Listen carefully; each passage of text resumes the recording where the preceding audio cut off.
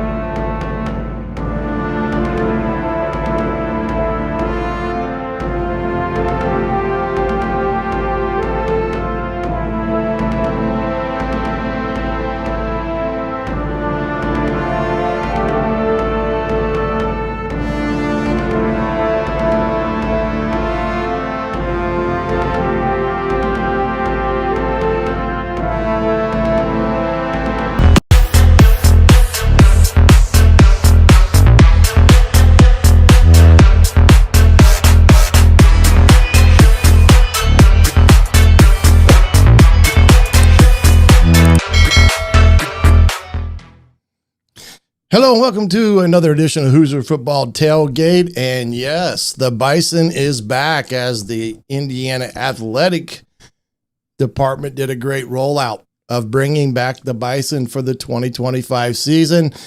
I know that a lot of people have asked and wanted for that to happen, and lo and behold, there it was. And I thought they did a great job with all that leading up to Huber's Winery NIL event, which was held last night. Drew Rosenberg is going to join us from the Hoosier.com here in a little bit. We'll talk a little bit about last night as well as we lead into what is on the docket here heading into a very important month for Indiana football and their coaches, but at the same time, a very, very, very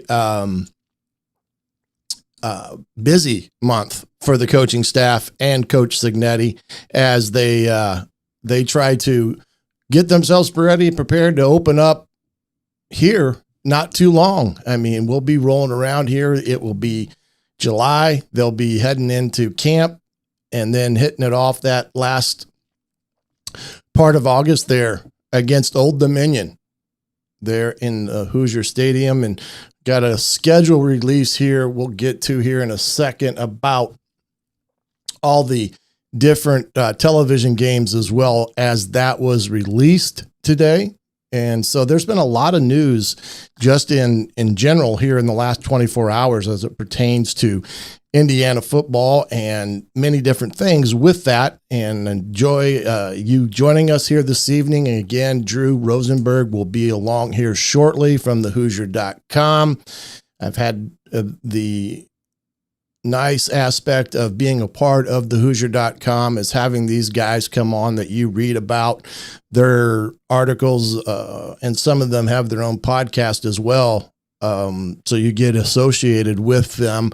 They've done a great job throughout the last few months with basketball and football and everything that's going with that in terms of getting you up to date on recruiting and the portal and things of that magnitude. It's been a very busy time for them, and I appreciate them having the willingness to come on and talk to me this evening, as well as getting to know each and every one of them that we've talked to thus far here on the Hoosier Tailgate. Again, please do me a favor, like, comment, subscribe on YouTube. Greatly appreciate that. It helps us with the algorithm there, especially when we can get as many guys subscribed to the Hoosier Tailgate there on the Hoosier.com, and then on my YouTube channel as well, the Hoosier Tailgate. Those things do help in terms of the algorithm and things of that nature.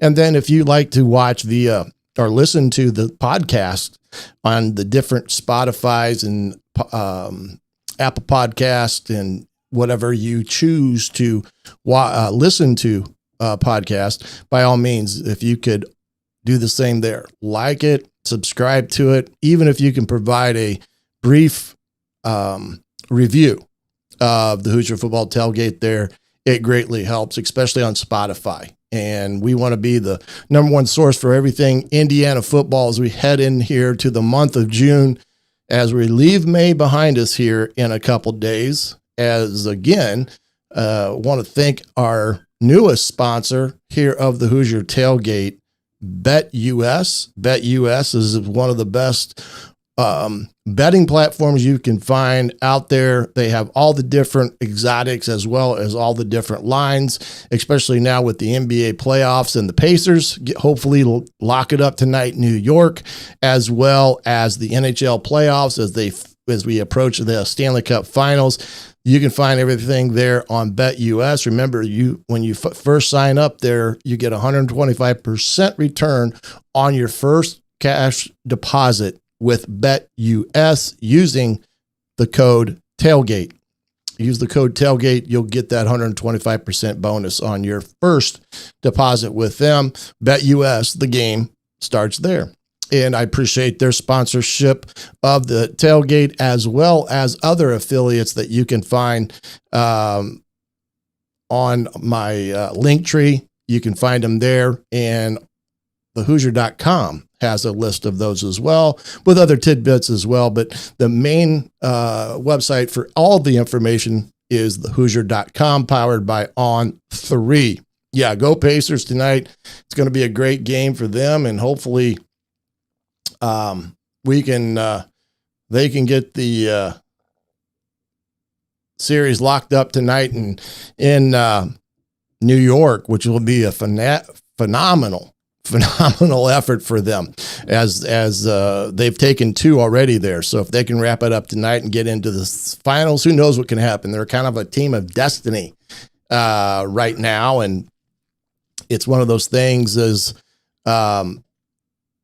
you get a chance, you never know what can happen in the finals if they play Oklahoma, which is probably going to be a pretty tough series, but who knows? Pacers have played well thus far. One thing that also came out today is the EA Sports trailer. I want to try to show you that here shortly. John says has a pretty good track record when it comes to quarterbacks. Fernando just may walk away.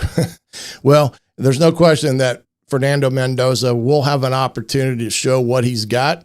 He's going to have to compete each and every day for that position, as it's not just going to be something given to him, as Coach Signetti referenced yesterday at the Huber's event. And as soon as Drew comes on, we'll get to that. But it's one of those things that right now, Indiana is sitting pretty good with everything they've got in terms of where they're at with their incoming freshman classes. They've all come on campus. They're involved in the summer workouts. All the different upperclassmen are back actively involved with all that. So you got a lot of new faces around the program for the most part, and they're going through summer workouts right now. And this is where that team is right now in the summer months. Because they've only got themselves, and as well as sometimes they do get with the coaches and such. But, one thing I wanted to see tonight was this aspect of it. I'm going to show you this, if I can find it here real quick. The TV schedule coming up. As you can see, the Old Dominion game is a 2:30 kick. That will be on FS1. Kennesaw State is a noon kickoff on FS1 as well. Indiana State is going to be a night game and a Big Ten Network game carried that night, as well as the Iowa game will be a noon kickoff, and all those will be to be determined, with Michigan State as well being a potential noon kickoff, or the 3:30 game, which is slotted with CBS. So all the different times there. Of course, Purdue's 28th. That's going to be NBC's Saturday night main feature for that as well. So it's a pretty decent their schedule when it comes to all that. And I think it's going to be an interesting dynamic with that TV schedule, as well as a couple uncertainty of games there potentially as they get into the Big Ten, just like last year. You know, they could all of a sudden have a lot of noon kickoffs if things go well, and they become a target for one of those slots in the afternoon, which is great. The more exposure they can get on a national level definitely helps them more so than anything when it comes to all that. You know, I did tease you about the EA Sports trailer. We get some time tonight. Before we get out of here, I'll show it. I tell you, they do such a great job. What it's always amazes me is how realistic those games have become through the years. And this is a pretty darn good trailer. We get some time here at the end, as well as some discussion here as it pertains to the playoff format that they're talking already about in 2026, as they jump to, it looks like they're going to 16 teams, whether they're going to have a 16 team, the best 16 teams in there with no guarantees of how many from each conference get in, or they're going to go with that 4-4 allotment for the Big Ten, SEC, 2-2 for the Big 12 and the ACC. And then of course you've got one and then about three potentially at large is what it's looking like. But it sounds as if they're going to go right to 16 after the 2026 season. So that's going to be interesting as we head into that playoff scenario here in another year. But this year it's just the same as it was. It's a 12-team tournament, and we'll see where the chips fall as it pertains to how many of the Big Ten gets in, how many of the SEC's getting in. They've been very prominent on all the different channels. The commissioner for the SEC, who has been very outspoken about how good the SEC is. And I've also seen they're advocating in the future for each Big Ten team to play a crossover game against the SEC, which I do kind of like as a non-conference game. So we'll have to see if that comes to fruition or not. We're going to bring in our guest here real quick and see if I can get him up on the box here in a quick second. Let's see. There he is, bright and bushy-tailed. Drew, can you hear me okay? I can hear you, Coach. Great to be on. Great to have you on.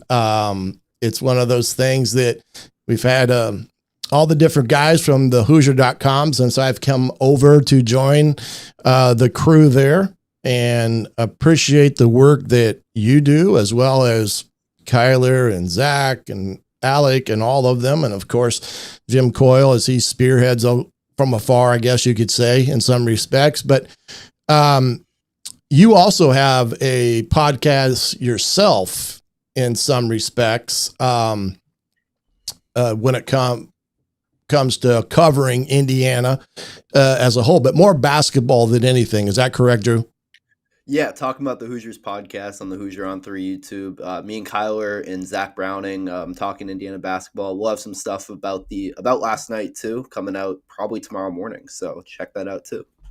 Yeah, we're going to get into some of that here a little bit too as well. But you guys have always done a great job. It's been a busy, couple months here with everything from a basketball standpoint. The football recruiting is still going on in a class that's looking pretty good. And then, of course, Coach DeVries trying to get his roster settled. And I think he's pretty much done. And if not, there may be one or two out there that he may ultimately like to have moving forward. But you guys have done such a great job of covering that. Usually, what time do you guys like to have your podcast come out?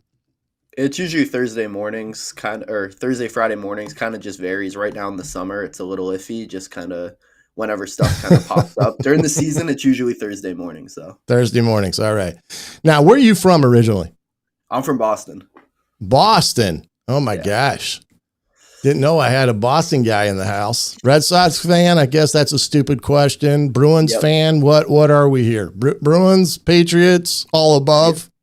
All above, all Boston. Okay, well, I'm a hockey nut, so I'm very into the NHL playoffs at this moment, as well as the NBA, since the Pacers are involved in things of that magnitude. But do appreciate you coming on, Drew. And again, with us being live and such, what I try to do is if the guys in the chat have a certain question they want to bounce, they can. If it's football, great. Even if it's basketball, I don't mind, as we're kind of in that period of time right now where not everything is up and running football wise, but we let off tonight with the return of the Bison. Yeah. And I think the athletic department has done a great job in rolling that out thus far. What's your thoughts on that? Yeah. And how well they've done with that? I think it's been awesome. I know Jeremy Gray, he's kind of spearheaded a lot of the, the ideas. I saw some Nebraska fans weren't happy about the use of, I forget the name of the song for the last video, but that was really funny to me because it's like, no, Jeremy Gray even said, he was like, he got that from Michael Jordan and the Bulls. But yeah, it's long overdue. I know when I was a student at IU, everybody wanted the Bison back. I wanted a mascot, and, the Bison's such a cool mascot, and having it back is, I don't know. I don't think it's going to change too much, surrounding the program, but it's a good energy to have in the building of Memorial Stadium and Assembly Hall. Yeah. And, I agree. The IU sports department just kind of never seems, and then that's the nice thing about it, because it goes a long way in promoting and putting your name out there in a top of mind marketing mentality. When you have football that's rolling, you got a new coach in basketball with things in a positive nature, you want to get yourself in that news cycle on a pretty regular basis, not just within the state, but outwardly as well, which is hugely important with all that. John asked the question, if SIG recruits 17 high school kids, does that mean Mendoza, Smith, Pons are coming back? Well, Mendoza has 2. Pons, I think, still has a couple years. I think it's going to determine, John, on how this year progresses, especially for the likes of Mendoza. There are some out there that think he is a potential first-round draft pick in some circles. We'll see what that ends. I think Pons is another one that's unique because of the year that he's had. Drew, you want to expand on that, because I know that you've done a lot with writing about some of the things like Mendoza and that, but kind of anything that you'd like to add to that question?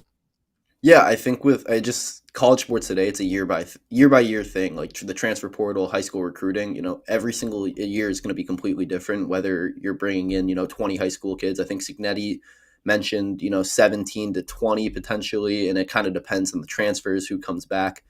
And with a guy like Fernando Mendoza, I mean, as you know as well as I do, it all depends on this season. If, he comes out, he's not, the guy everyone's expecting to be, he'll probably be back for another year. But if he's, as good as advertised, there's a very real chance he could be gone.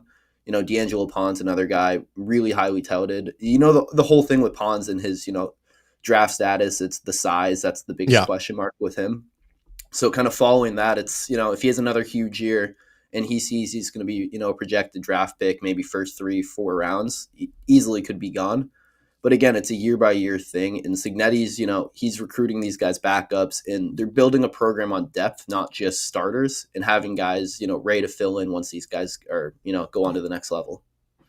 Yeah, and one thing to add there from the event last night, he made the comment, and this video is up on the Hoosier.com's web or YouTube page, about having some guidelines with this NIL and aspects of how this is going to run, because it does affect the planning on who they may bring in as a true freshman or who they not bring in and things of that magnitude. So I know that's one frustrating point for SIG, is that the unknown in that arena does have an impact on how they recruit incoming first years. So there's some things with all that.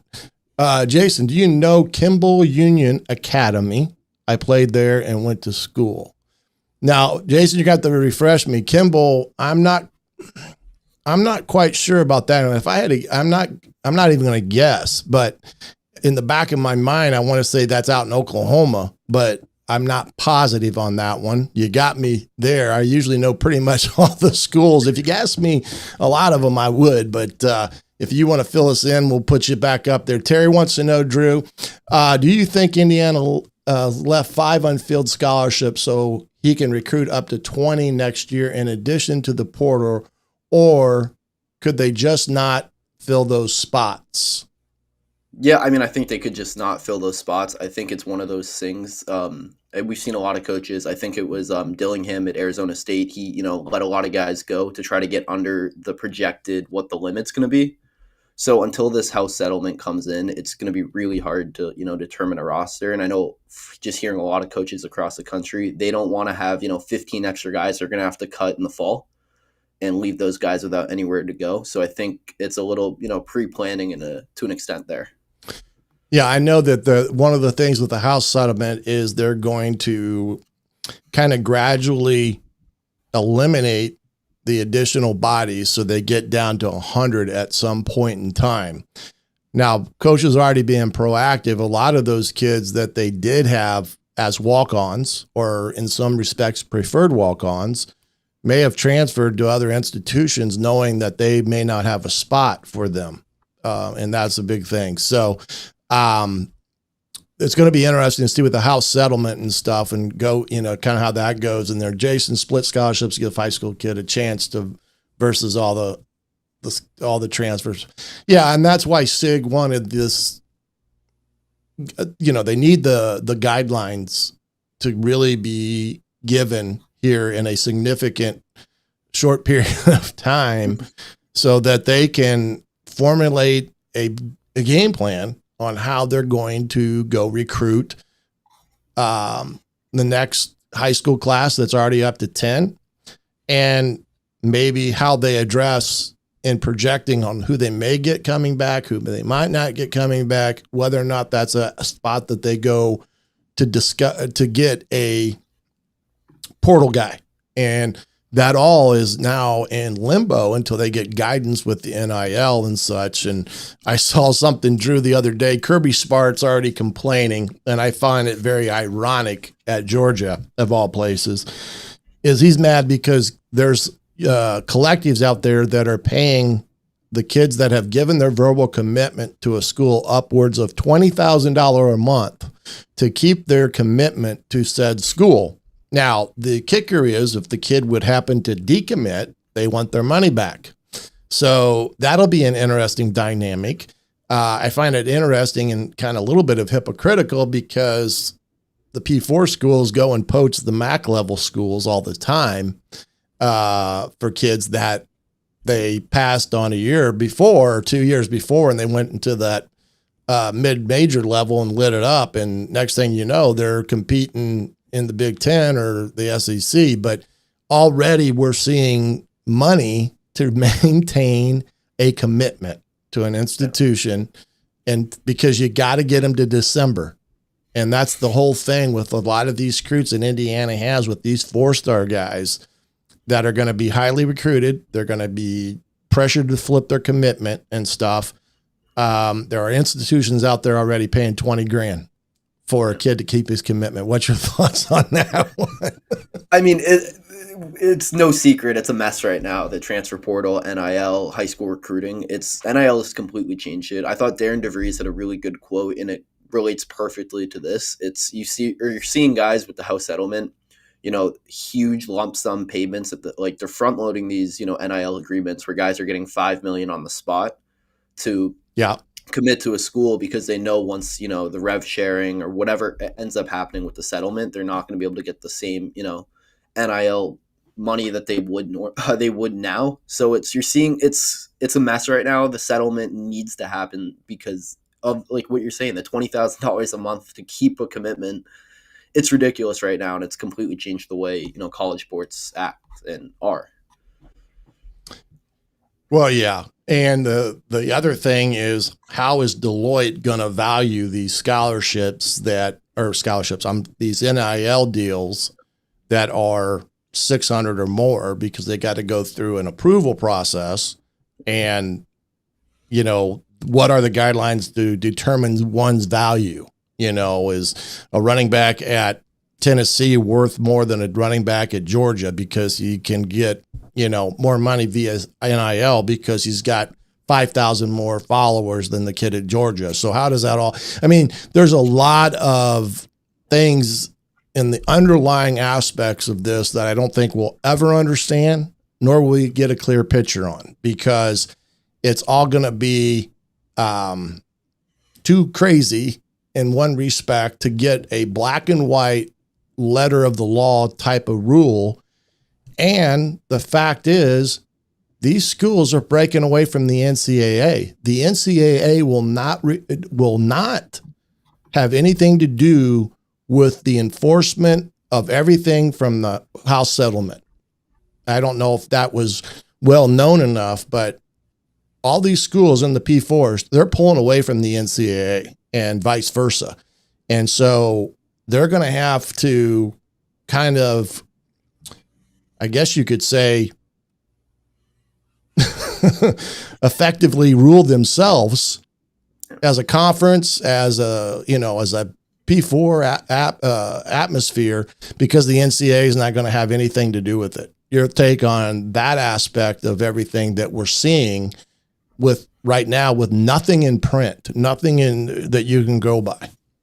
Yeah, it's hard to follow just because college sports, it's if these schools are just deciding for themselves, obviously the SEC is going to have a lot of power. The Big Ten is still going to have the power. But it feels like almost pre-NIL, when there's a bunch of stuff going on under the table, when they're if these schools aren't, the schools are responsible for, settling how this stuff is going to run. You're going to see the SEC and the Big Ten say, hey, we can throw way more money than, say, an ACC school. And it's going to cause a kind of a ripple effect where you're seeing all these schools kind of filter in, and kind of what the SEC commissioner Sankey has been saying. It seems like we're going to lead to a college football playoff where you're getting like 6 SEC teams and 6 Big Ten teams, and then some filler teams from the other conferences, which I know Big Ten fans and Indiana fans would like to see Indiana in the playoff as much as possible, but from the sport as a whole, that's not where you want to go. Right. Well, and the other thing with that is the fact that, until they get, how this is all going to play out, who is going to be that commissioner of these Power 4 leagues, because that hasn't even been established. You've got a whole office of personnel that's going to have to ultimately find out how this is all going to be. And we're going to be through a season, and this is not going to be settled. And they're going to beg the NCAA to take over for one more year. And the NCAA says, boys, we're walking. We don't want no part of this. Let's see. SIG has lost 4 games once, 5 games twice. In 14 years, I think he has the rules or lack thereof figured out. Well, he does a pretty good job of maybe playing dumb to a certain extent with some of that aspect of things. And but I take SIG as a type A type of personality, and that's kind of what I've gathered because of my relationship with Brian Haynes. He's very to the point. It's black and white, and he has a plan, and this is what we're doing. And because of this hang up with some of this stuff, it's affecting him because he's not able to lay out that blueprint that he talks so frequently about. But we'll have to wait and see as we transition here through the month of June. And let's talk a little bit about last night. Were you down there at Huber's? I was not, but I did. I went through all the videos. Yeah. From it. Well, first and foremost, that event has become a huge, huge event, not just from the standpoint of, coaches being there and players and fans and so forth and so on. It's now labeled as an NIL event where they get a significant amount from that event.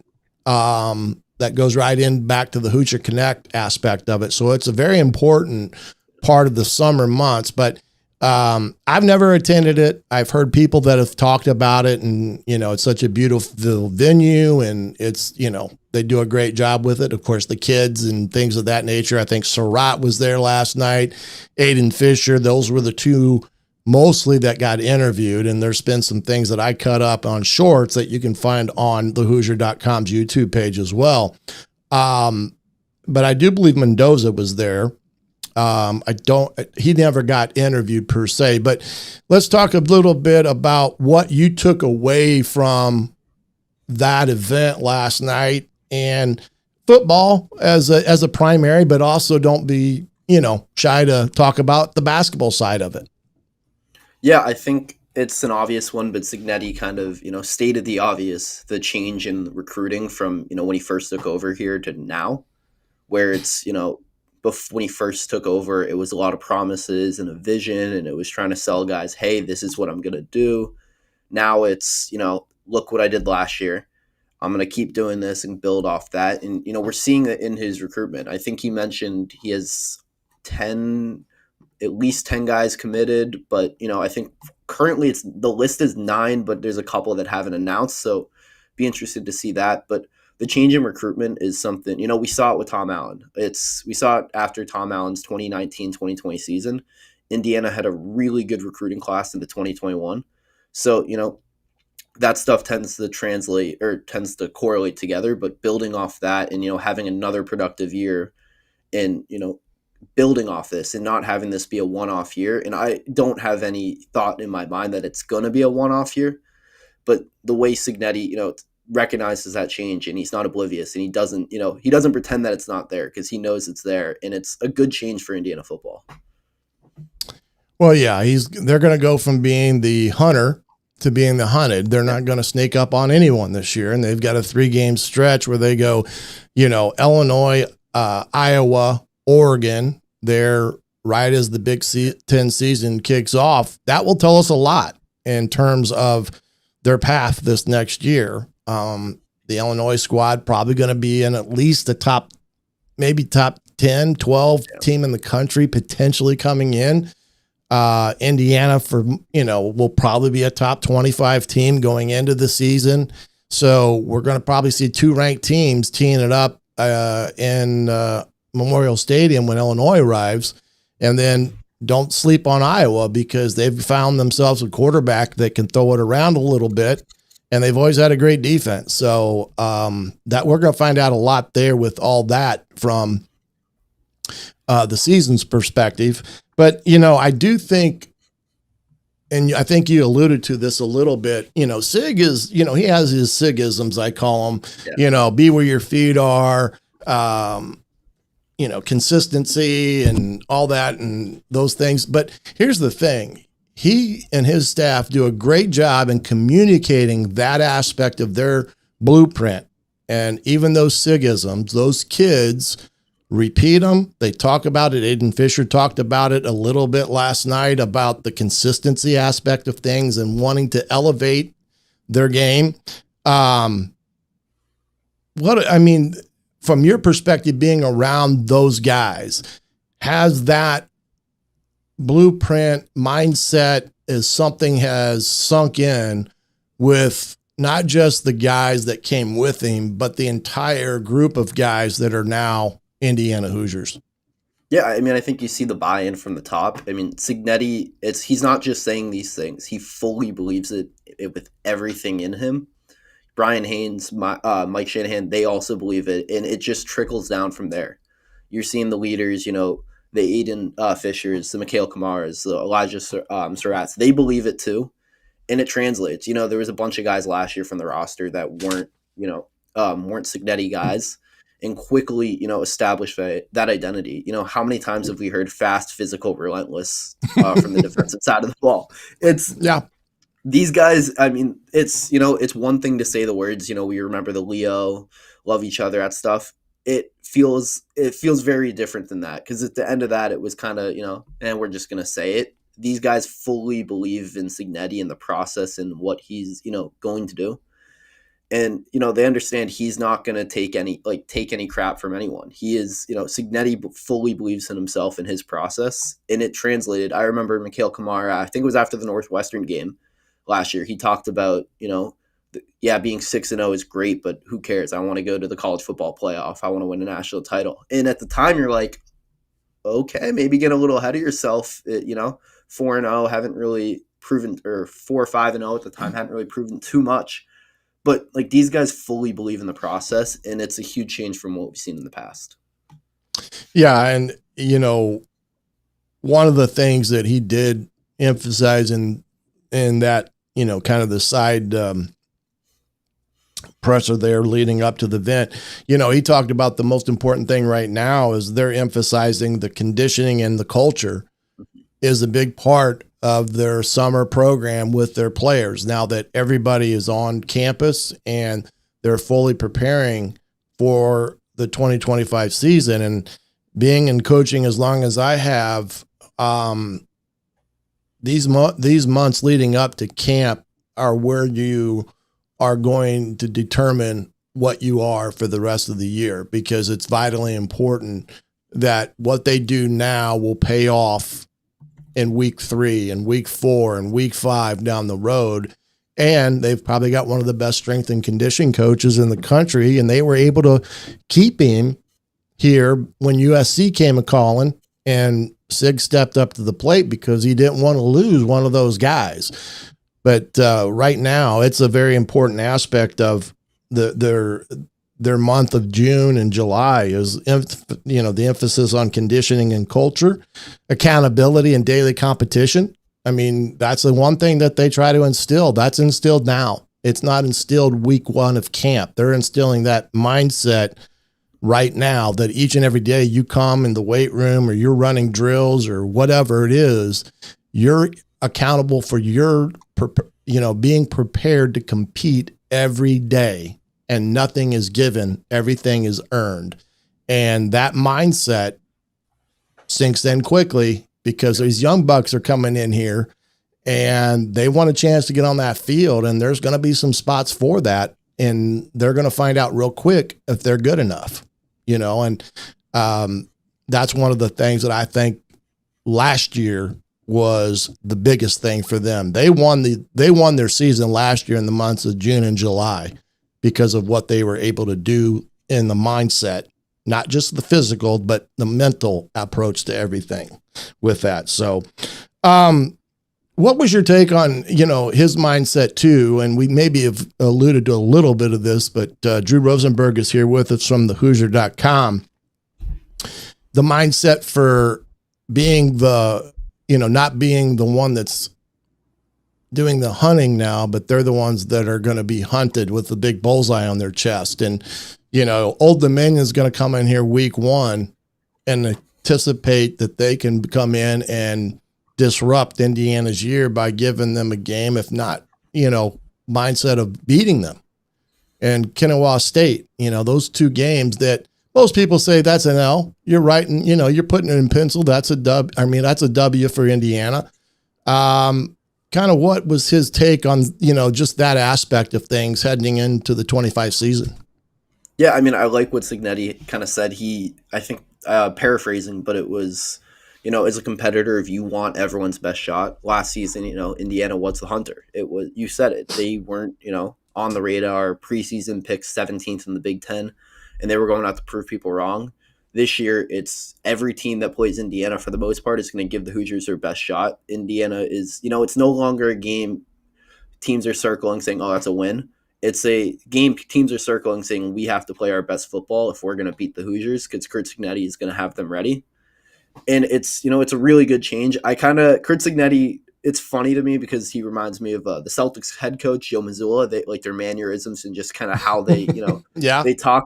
I don't know if you followed it much, but Joe Mazzulla before this season said something along the lines of about having the target on his back. He's like, I wanted him on my forehead. I want to see the red dot of teams, trying to hunt us. And Signetti kind of has that same mindset of, teams are going to come in, they're going to give us, their best shot, and they want to beat us. And, that's the way it should be. As a competitor, you want teams' best shots because you want to go out and beat everyone at their best.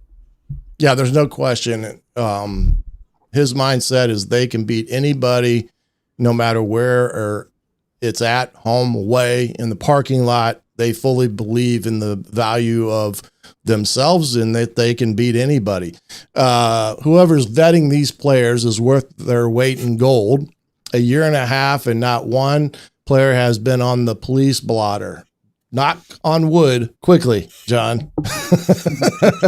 As a former college coach, when you could say that, that means that you have accountability within the ranks, meaning you've got guys taking care of each other, and they're not letting guys fall prey to things that they can control, because they know that doing something stupid not only has an impact on the person that's involved, but it has an impact on the entire organization. And they know they can't afford those type of slip ups. And that was a huge distraction in the basketball season, Drew. You can speak to that a little bit more about how being a headline on Saturday night, Sunday morning was a killer to anything that Indiana had from a win and loss column in basketball. Yeah, I mean, I can't even off the top of my head. I can think of several different instances where you had guys suspended, involved with the police. I mean, you can mention Mackenzie Mbako right before the season, his incident. Xavier Johnson had an incident. I remember, I think it was 2 or 3 years ago, road game at Northwestern where Indiana, had three of their normal rotation players who weren't suspended by the team for violation of team rules. And it's stuff like that I mean, it costs you, it kills you. Indiana wins that game if they're fully healthy 9 times out of 10. And instead you're playing walk-ons who haven't played a meaningful minute in their entire career because of that stuff. And it's, it seems so obvious, staying out of trouble and, like staying focused on the task at hand. But again, it's college. It's, these are 18 to 22-year-olds for the most part. This is a lot of their first times like on their own. So there is that growing curve. And with Signetti, we've seen it. I mean, the accountability is there. These players care. And it's from the top, the leadership. I mean, Aiden Fisher, Elijah Surratt, I think are perfect examples. Fisher talked about yesterday, just, showing the appreciation. It's a small thing for, the fans, a lot of players, they don't want to be bothered. They don't really care. Mm-hmm. But taking the time to individually talk to every single fan who is in attendance, because he knows how much, what he does on the field means to them and how much, their support means to him. So it's really good to see from the India football program. Well, they're role models. Whether you like it or not, as a college football player, you're a role model, and every eye is upon you, good, bad, or indifferent. And it's just not on the sidelines or in the game on Saturdays. It's 24/7, 365 with the world of social media, and everybody has a camera and things of that nature. And they've done a great job up to this point of keeping themselves out of the negative press and only having positive press in that regard. One other thing from last night at Huber's, there was a little bit of news, I guess you could say, as it pertains to the quarterback aspect of things. Thoughts on him? I'm going to jump over Fernando, but if we're going today, it sounds as if Alberto is going to be that second man behind his brother heading into the season. As Signetti said, nothing's given. It's every single day they're competing for the job, and just because Fernando is that guy at this point doesn't mean that anything's settled. But it sounds as if right now that Alberto, his brother, is going to be a backup. Yeah, I think it's funny to see. I'm not surprised when you see, usually when you have two guys like Fernando Mendoza and Alberto Mendoza together, iron sharpens iron is the saying. And I think having those guys, it seems like Fernando talked about it in some of his press conferences when he was learning the playbook before he even got it because he was home with Alberto. And like that connection, they're probably going over film together, working on stuff in their own time. And it only makes them stronger as a program. I think you originally bring Grant Wilson in as a senior transfer to, be expected to be the backup. And it seems like that's not the case at this point. So I think it's good to see for the development because, there's some question marks about after Fernando Mendoza, who's the quarterback. The expectation was Tyler Cherry. if you were to ask this question a year ago, but now Tyler Cherry is injured and not currently on the roster. So there's a lot of question marks with him. So it's good to see, Alberto Mendoza kind of establishing himself in this quarterback depth chart. Yeah. One man's misfortune is the other man's gain. Unfortunately for Tyler, he blew his knee out pretty significantly prior to the Notre Dame playoff game. He's going to miss this year. He's not on the roster because they can't waste a roster spot with everything the way it is coming into this year. But he is still involved in a coaching capacity as a student coach, which I think is great. And they're heavily recruiting his brother as well, who's down to 3 schools, Indiana, Wisconsin, and Purdue. So I got a feeling he may be one of those unannounced commitments coming down the pike here pretty quickly, is what I'm guessing. I hope so, because he's a heck of a ball player. And just going back here through some of these questions that we were strolling through there. Yeah, the social media aspect last year, basketball-wise, was not very good. There was a lot of, I guess you could say, Twitter warriors out there in some respects in terms of, being called out and stuff. Now, hey, look, Dockage is a guy that, he's going to call a spade. In some respects, he's like Cignetti. He's, spade, he's a black and white guy. Now, Cignetti is, I'm not trying to say that they're similar in that respect of how they talk about stuff, but when you have guys in Twitter wars with a former coach / player of a very good Indiana team when he was around, is not a good look. And those kids need to put the keyboards down. And that's one thing that Cignetti has a pretty good control over. I told this story, I think, in the last season, but Curtis Rourke, he is not active on social. He was not active on social media during any of these seasons as a quarterback because it's too distracting, and he's on point. And so I'm guessing that that's something that is preached more so as a expectation from the coaching staff, is you stay off Twitter, you stay off X, you stay off Instagram, you stay off all that stuff. But I know even you probably have a feeling on the Twitter aspect of things from last season, either, even football, basketball, however you want to look at it. I mean, let's call it how it is. Twitter, it's a toxic place. It's only gotten worse as the years have gone on. And I think anytime, you see athletes staying off it, it's always, a good sign because, it shows, they're focused. And obviously being on Twitter does not mean you're not focused. I'm not saying that. But when you are getting into these, internet battles and, arguing with guys like Dan Dockich and other commentators or media, it's, it's not doing anyone any good, And I mean, I don't agree with most of what gets said on Twitter at this point from either side. It's important to stay focused on the task at hand and focus on what's going on inside, your building. Like Curt Cignetti has talked about it. He doesn't care about the outside noise. He cares about what's going on in the inside the walls of Mellencamp Pavilion and Memorial Stadium. And those, that's what you need to be focused on as a player, especially at this point of the year. I mean, you mentioned it. This Indiana football team is getting, they're getting a lot of hype right now. There's a lot of praise, and it could be very easy as a player to see that and be like, "Oh, okay, I can coast a little bit. We're going to be a top 25 team. I don't need I can take this day off." And it's staying locked in and kind of ignoring the noise, whether good or bad. And I mean, you mentioned Curtis Rourke. It clearly goes a long way for certain guys. Absolutely, and that's the one thing of that. Leadership brings to the table is when you're living out exactly what you're saying you're doing. And I think they've got those type of guys within the locker room, again, taking care of one another, and that's accountability. And when you have it, it goes a long way in terms of how your season's going to go for you. When guys are accountable to each other and as a group and individuals and things of that nature, it's vitally important. Well, let's jump a little bit ahead here. I don't know, did you see any final amount that was raised from last night's event for Hoosier Connect or anything of that nature? I did not. I'm not sure what the total was. I'm sure they'll put something out in a short period of time. But again, it's a NIL driven event that they try to get a lot of people involved in terms of committing to the Hoosier Connect, the major collective. And like I said, every dollar counts. And just because you may not have $50K to throw around,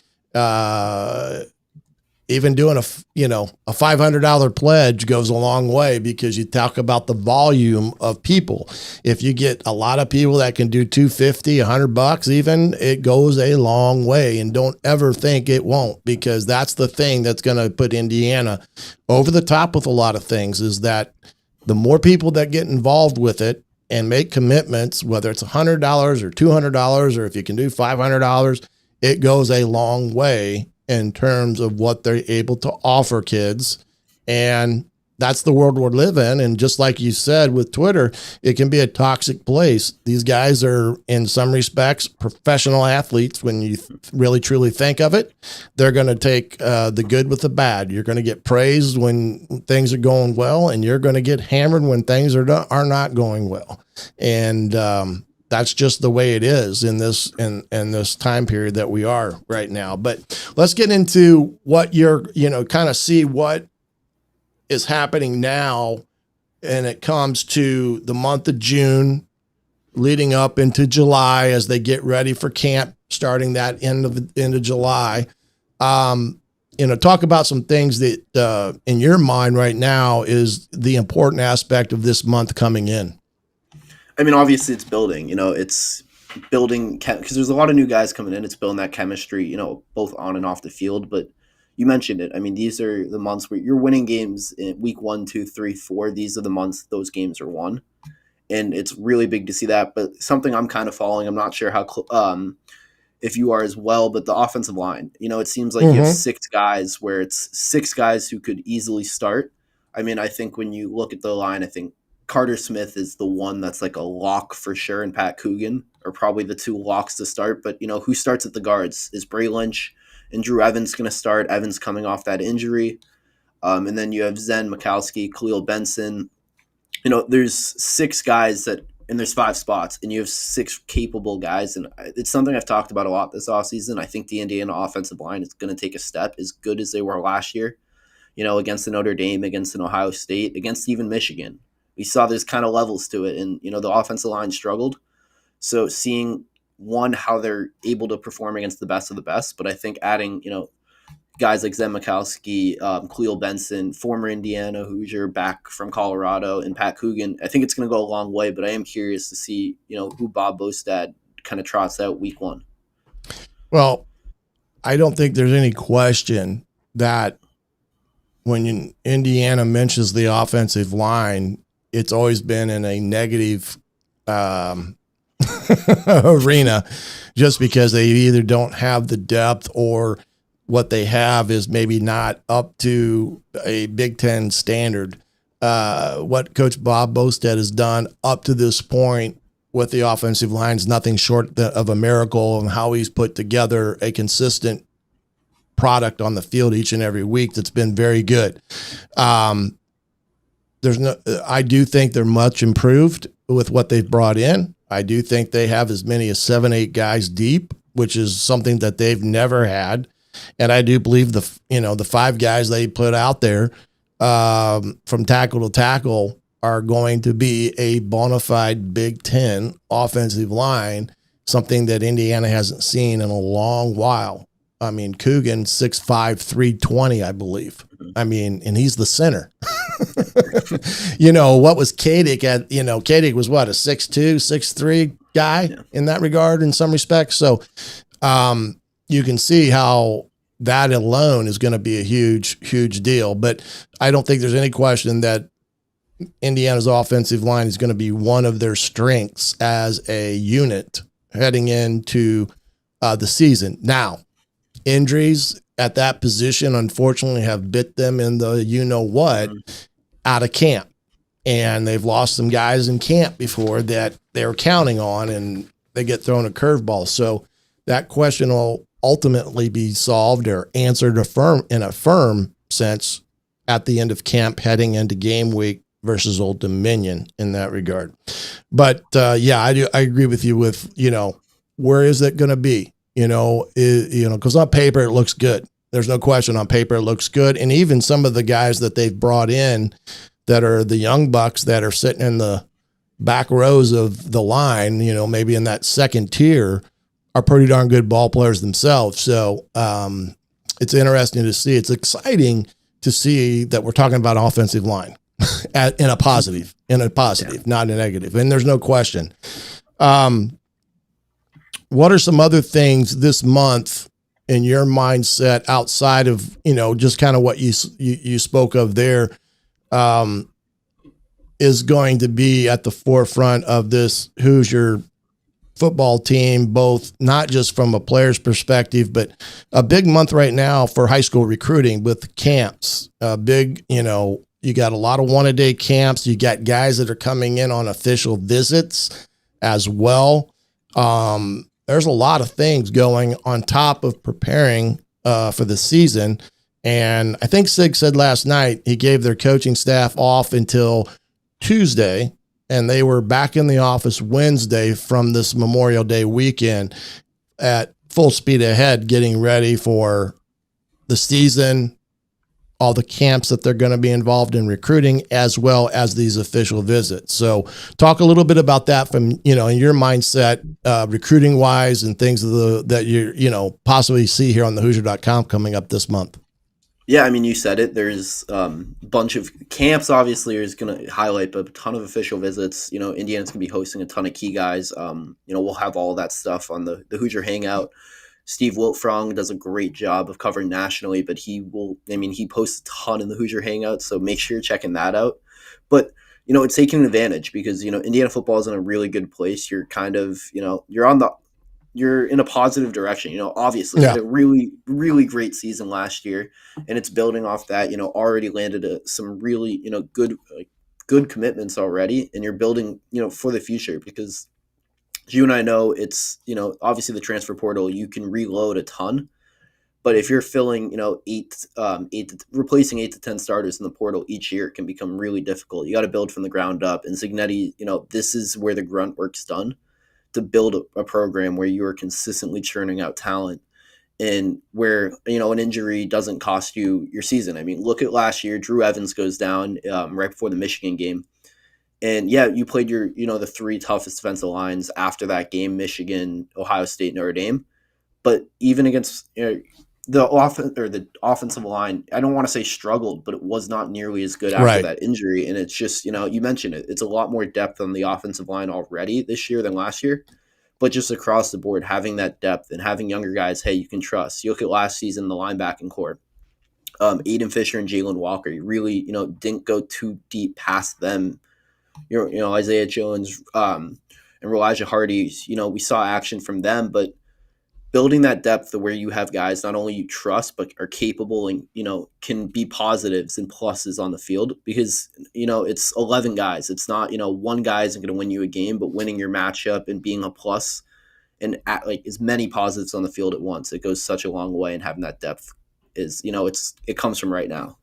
Yeah. Yeah. And again, I think, the defensive side of the ball, they answered some of the questions they needed to, especially up front along the defensive line. I think Kellen Wyatt, the kid from Maryland, is a big steal for them this year. I do think he'll be a huge, huge addition because Kamara's moving over to that, kind of that odd linebacker spot where he can be a stand-up guy or hand in the ground guy.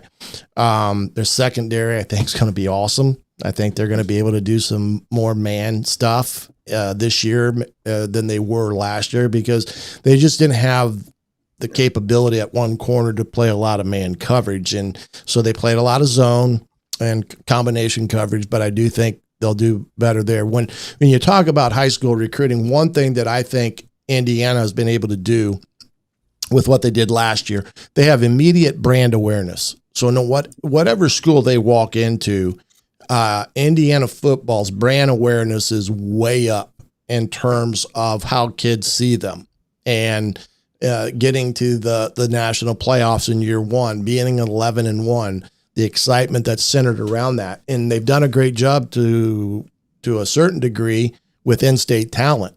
And because of that brand awareness, they're able to go in and keep some of these Indiana kids at home. And there's always going to be some big time talent in Indianapolis, in the Fort Wayne area, up in the region. There's pockets of, there's going to be P4 guys. And I think because of brand awareness, especially in the state of Indiana, has been a huge, huge benefit for them when you talk about this class coming up because of who they've got thus far. So, and I don't think it hurts them, either when they're out in Florida or down in Georgia or up the East Coast. I think that brand awareness has been huge, and that's why we're seeing some of the guys that we're seeing or you're writing about having interest in Indiana. And when Steve Wiltfong is talking about Indiana recruiting, you're talking about a national commentator about recruiting. His expertise is national recruiting, and guys that are no doubters in my mind that he's talking about Indiana in that sense of they got a shot at, this guy or that guy. And this month of June, it'll be a huge, because it's going to not just be for this season, but you got to talk about the 26th, this 26th class, 27th, the 27th class, and the 28th class. That's the crazy thing about the month of June and how they recruit. That's why being involved with the Hoosier.com and getting that subscription, getting that first month for $1 and 50% off for the rest of the first year is a great deal, because you get all the On3 stuff in terms of NIL evaluations and things of that nature, but you get everything from the Hoosier.com and you guys' stuff that you're going to be writing about this month. So get on over there today and get that subscription. Let's see, interesting stat in the 2 losses in closer games. We played 50 players, and the blowouts, they played 60 plus. Yeah. I mean, that's kind of a very, a common thing. The closer the games are, you're not going to get into your depth as much as you'd like to in that regard. But what's your viewpoint with in-state recruiting? And Sig said something about this last night as well, is he feels that they're making headway in the state of Indiana. Yeah. I mean, what's your take on it? Yeah. Like he said, Indiana, it's, the IU is establishing themselves as, I don't want to say it, a powerhouse, but is, the school to beat when it comes to a lot of these in-state recruitments. For years it was, Purdue, Notre Dame, the top players weren't going to Indiana. And for obvious reasons, the program struggled, the brand wasn't great. And Cignetti has done such a good job rebuilding the brand where these top recruits in the state aren't just saying, I'm going to go to Purdue, Notre Dame, or, another Big Ten school or another school across the country. I'm going to stay in state and play for Indiana. And we're seeing, I think in the 2026 class, I think we have Casimir Hicks, Trevor Gibbs, and Blake Smythe, a few already. And, right now, 2026, if Indiana stays on the trajectory they are and continues to, be at the level of, consensus top 25 team, it's only going to get better year after year. Last year was probably, if Cignetti, stays at this trajectory, last year will probably be the worst recruiting year Cignetti has. And I think currently On3 Industry has Indiana's 32nd ranked team. I think that's the best class since like 2022, I want to say, which is immediately after Tom Allen's, 2 big seasons with Indiana. So you see that it happens, but it's maintaining that. And, on-field results are going to go such a long way, but you also see the investment in the facilities. Mellencamp Pavilion has, brand new turf. I think there was talk about the lights being replaced as well. I don't know if you've been in there, but the lights used to be very loud. So, they might seem like little things, new turf, new lights, but it goes such a long way in the recruitment of these guys and landing these in-state, because there is talent in state for Indiana, and landing those and keeping them in state will go such a long way for this program. Absolutely. Drew Rosenberg, I thank you for being with us here tonight to talk a little ball. We'll get you back when we get things rolling around and, try to get something maybe together here as we lead up to camp as well as the season. But I appreciate you stopping by the tailgate and bestowing your wisdom on the Indiana Hoosiers, and we'd love to have you back sometime. Yeah, thanks for having me, Coach. Drew Rosenberg from thehoosier.com. Appreciate him joining us. Going to step aside here for 1 second as we have a little bit of money that we have to take care of here. From Hoosier Football Tailgate is sponsored by BetUS. Use promo code TAILGATE and receive a 125% bonus added to your first deposit. BetUS is where the game starts. Yeah, BetUS, appreciate them being a part of us this year. And I want to see if we can throw up some of the aspect of this EA Sports deal. And I'm trying to get to it right now. Let's see if we can get there. There we go. I'll let this run a little bit just to get an insight of it.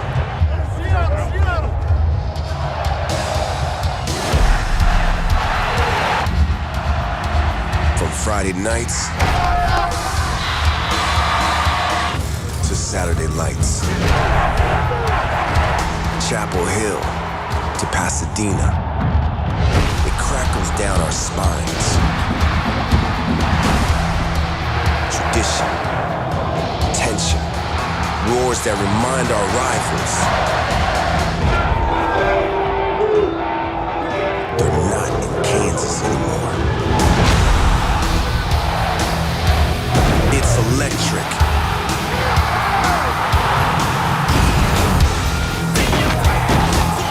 It shocks our nerves and ignites a place where the ground shakes. But our pride doesn't. Where our coach, scheme, playbook, and character are unlike any other.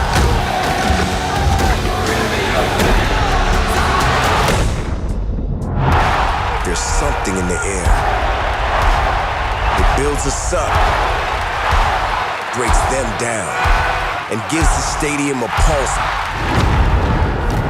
built on pride.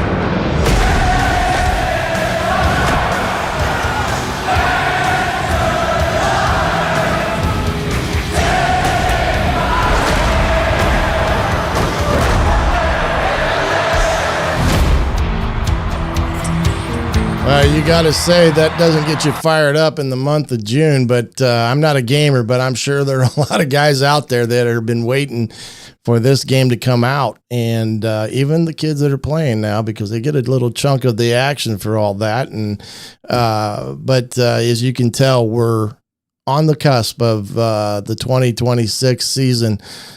25 season upon us, and a lot of things that are going to happen between now and then. I do want to thank Drew Rosenberg again from thehoosier.com for joining us here this evening. And most of all, thanks for you joining us here this evening, as well as these lives are important to have, especially for guys that want to come along and ask a couple of questions here and there. And as we go on the season, we're still going to plan to have them each and every week. Two tailgates in season, Mondays and Thursdays, but for now we're hitting it just once a week. Get on over to thehoosier.com and pick up that subscription. $1 for the first month, 50% off for the rest of the year. And remember, BetUS on your first deposit, 125% of that deposit for you to do a little gambling as we head into this great month of June, with NBA playoffs, NHL, you got Major League Baseball, you name it. There's a lot out there to have a little fun with it. But again, I appreciate you joining us. But for now, I'm the coach, Shannon Griffith. This has been the Hoosier Football Tailgate right here on thehoosier.com, powered by On3.